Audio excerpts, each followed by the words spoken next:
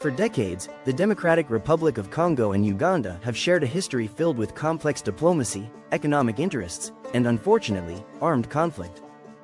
But beneath the surface, this isn't just about two nations, it's about power, resources, and influence in the heart of Africa. How did the situation escalate to where it is today? And more importantly, what does it mean for the future of Central Africa? Let's break it down. The tensions between Uganda and Congo didn't start overnight. Their shared history is deeply intertwined with colonial legacies, border disputes, and conflicts over natural resources. During the 1990s and early 2000s, Uganda was actively involved in Congo's Second Congo War, backing various rebel factions. But why? Uganda justified its involvement as a fight against insurgent groups operating from Congolese territory.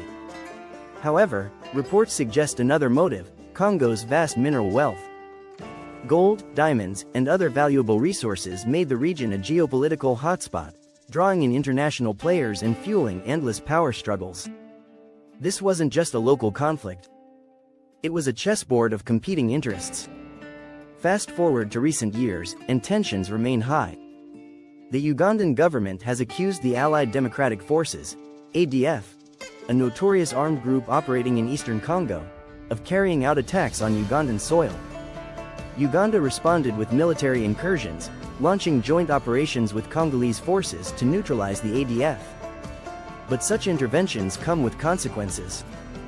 Congo has been wary of Uganda's military presence, given past accusations of exploitation.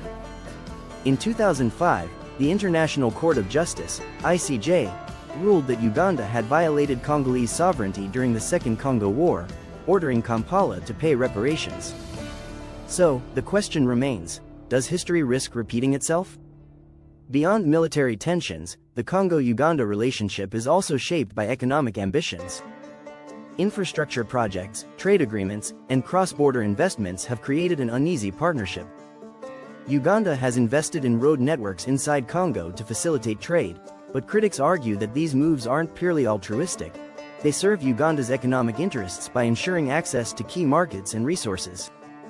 On the flip side, Congo sees economic collaboration as a double-edged sword. While trade benefits local economies, fears of exploitation and sovereignty violations continue to linger. The international community is watching closely.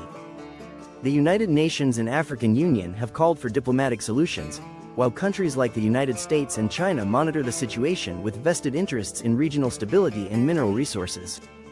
Meanwhile, regional blocs like the East African Community, EAC, are attempting to mediate tensions, knowing that instability in Congo doesn't just affect Uganda, it threatens the entire region. The stakes are high, and the road ahead remains uncertain. So, what's next for Uganda and Congo? Will diplomatic efforts prevail, leading to long-term cooperation? Or will history repeat itself, with deeper conflicts and economic rivalries escalating further? One thing is clear: this isn't just about two nations. The future of Central Africa depends on how this geopolitical puzzle unfolds. What do you think? Will peace prevail, or is another conflict inevitable? Let us know in the comments below. And if you want more in-depth geopolitical analysis, don't forget to like, subscribe, and turn on notifications. The world is watching, stay informed. Hashtag Congo-Uganda conflict, hashtag Geopolitics, hashtag African affairs, hashtag global news, hashtag military strategy, hashtag resource wars, hashtag Africa rising, hashtag war and peace, hashtag East Africa, hashtag DRC, hashtag Uganda.